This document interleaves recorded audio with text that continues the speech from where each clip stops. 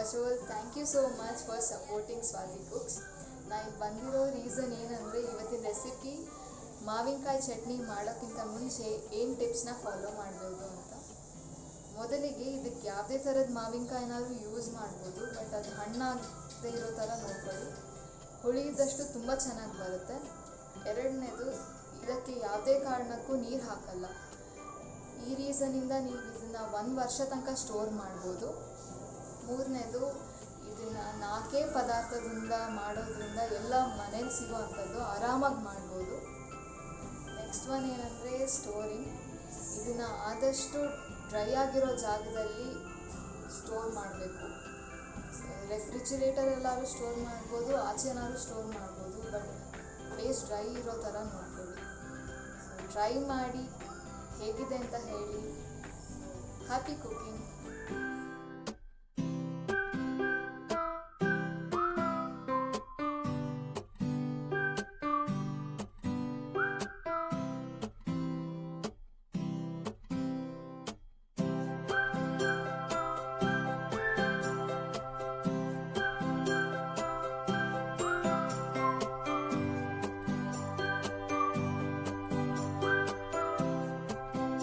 ಕಾದ ಬಾಣಲೆಗೆ 2-1/4 ಚಮಚ ಮೆಂತ್ಯವನ್ನು ಹಾಕಿ.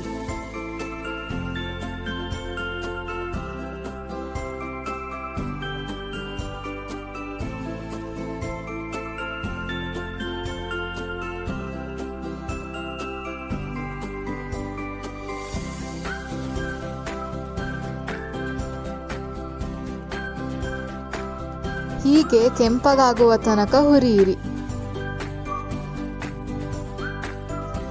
ನಂತರ 9ರಿಂದ 10 ಮೆಣಸಿನಕಾಯಿಯನ್ನು ಹಾಕಿ ಚೆನ್ನಾಗಿ ಹುರಿಯಿರಿ.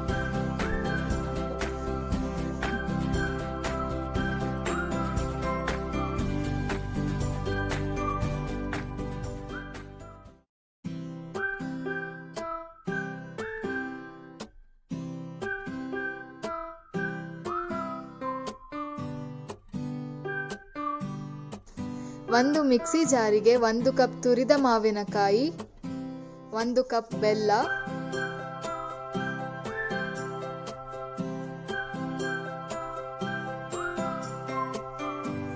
ಮೆಣಸಿನಕಾಯಿ, ಹುರಿದ ಮೆಂತ್ಯ ಹಾಗೂ ರುಚಿಗೆ ತಕ್ಕಷ್ಟು ಉಪ್ಪನ್ನು ಹಾಕಿ ಚೆನ್ನಾಗಿ ರುಬ್ಬಿಕೊಳ್ಳಿ.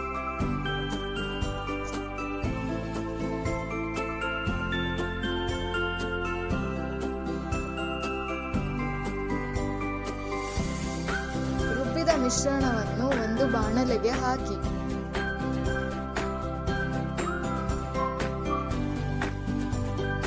ಹೀಗೆ 5ರಿಂದ 10 ನಿಮಿಷ ಚೆನ್ನಾಗಿ ಕುದಿಸಿ.